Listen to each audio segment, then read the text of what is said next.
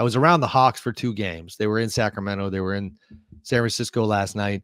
Dejounte Murray, for one, it's just fascinating to see his vibe with the team. He's widely known to be just a super mature professional guy. And so before the Kings game, he comes off the court from his pregame warm-up. Hawks GM Landry Fields he and I are actually talking. And so he's standing in Dejounte's way as he's going through the tunnel. And Dejounte comes behind him. And in my experience, guys who are, whose names are out there, who are widely known to be probably on the move, like the vibe gets a little uncomfortable with their team. It gets a little weird, but not Dejounte. He comes behind Landry and like literally grabs him by the shoulders and is damn near giving him a massage, saying hello. And then kind of looks him in the eye and says, let's get a W. And it really struck me. And if nothing else, clarified the fact that like, this is a very healthy communication between Dejounte and the Hawks. I think it's a very clear objective that both parties are all in on, which is I think Dejounte is ready to go. And I think the Hawks are trying to find the move that works for them. I was going to say, after he told Landry, let's go out and get that W, they proceeded to go out and lose by like 20 to drop to 18 and 26. Right. I mean, they have no Trae Young. He is in concussion protocol, and it was ugly. And I don't know. There's a lot of scouts at these Hawks games, which makes sense. But also, there is. Can I say though, quick? Yeah.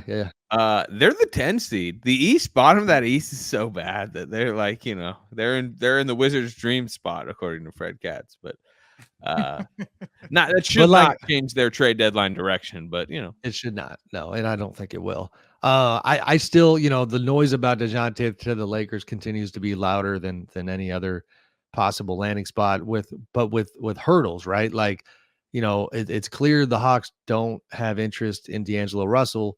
And so then it's a matter of, is there a third team that will take him? There's some chatter that the Lakers have explored the idea of getting off of D'Angelo now for an expiring to remove that obstacle. But if you have a team that is saying, well, that's fine, we'll give you the expiring, but you got to give us a pick too.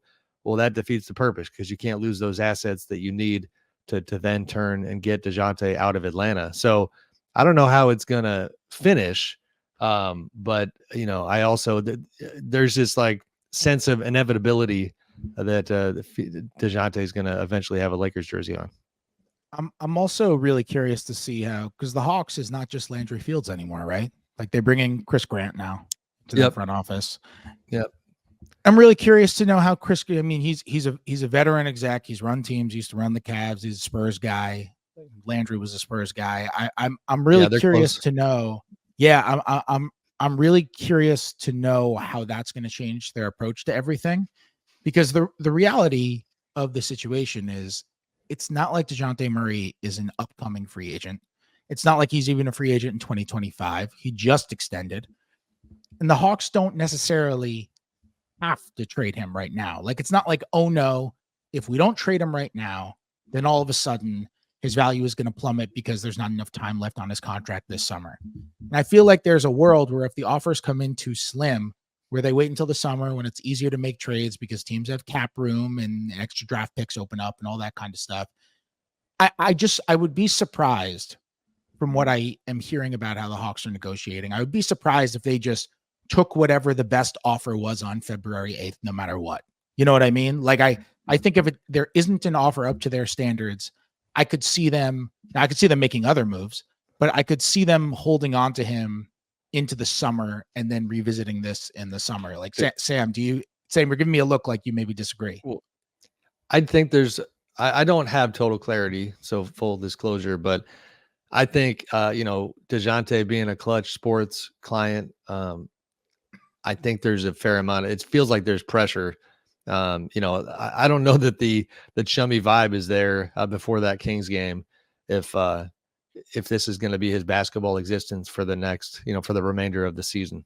By the way, I also think, real briefly, I think culturally it is what it is. You can agree, disagree. They continue to lean into the Trae Young experience.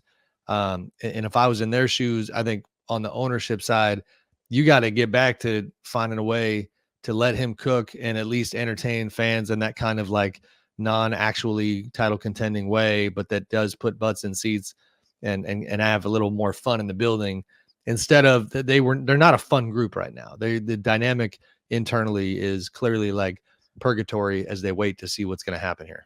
I also think the money incentive is something to monitor within this too, where you're right, you could take it to the off season, but I think part of the appeal now is if you get expirings now, you get off the money. And you know, the hope would be expiring with assets, particularly draft assets. But, yeah. Well, yep, the other thing that never it doesn't, true. Which is why I say if it's not him, I wouldn't be surprised if there were other Hawks moves. Yeah, for sure. Like, you know, since I was at that Kings game, you know, they were tied to Clint Capella years ago. And I was looking at that going, damn, he would actually help them right now. So who knows? And I'm not hearing that, but you know, Capella, now the one thing, obviously they're very excited about Jalen Johnson. That's something they got going for them. A pick that Landry, and I think Landry was working under Travis Schlenk when that pick was made. That pick is paying off. So they're trying to pivot. They have some stuff that they like. But yeah, you know, I agree. There's other guys on that team too. DeAndre Hunter that could be on the way out. DeAndre Hunter is kind of the new John Collins. Yeah. I feel like everyone who calls about, yeah, I feel like I could call about DeAndre Hunter and they'd be like, oh yeah, you want to back up Nick's beat writer? Let's talk. Let's see if we can match salaries. Like I feel like anyone can call about DeAndre Hunter, and that's another way to get off salary because he's got 4 more years left, including this one. He makes like 20 mil this year. So that's another way to get off of salary. I'm curious to see, like, I don't know, Sam, what do you know about Bogdan Bogdanović? Because he's having a really good year. He's a really nice player. He doesn't need the ball. He fits in a lot of places on decelerating contract. It's like a really nice number. He's making 18.7 this year. So it goes down to 17.3 after that and 16 after that. Like today's cap environment, that's a really good contract for that quality of player. Is that what are you hearing around him? Because I feel like you could get something for that. I would agree, but it feels like he's a guy that they still see as part of their program. I don't know if they just don't want to. He's pretty connected with like their leadership there, it seems. Yeah.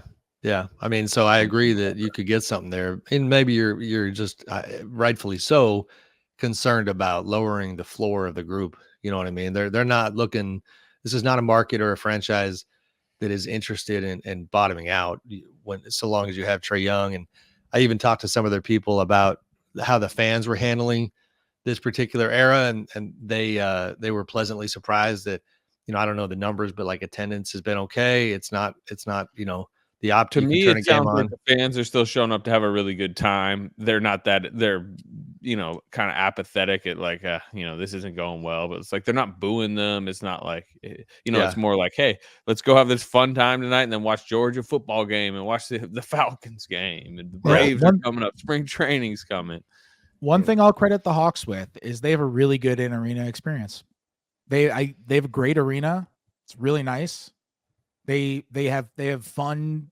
The games there are fun. The big boards during the stoppages. That's a good in-arena experience. I still haven't been there since the renovation, which I think was like 2018, something like that. Fred, have you ever gotten a cut at the arena? They have a barber, famously, in arena that you can. No. I heard it's a little pricey. I forget the exact price. I'm going there, I think, in about 10 days. Ooh, let's get a Hawks cut for Slater. A haircut, so maybe I'll do a segment for you that week.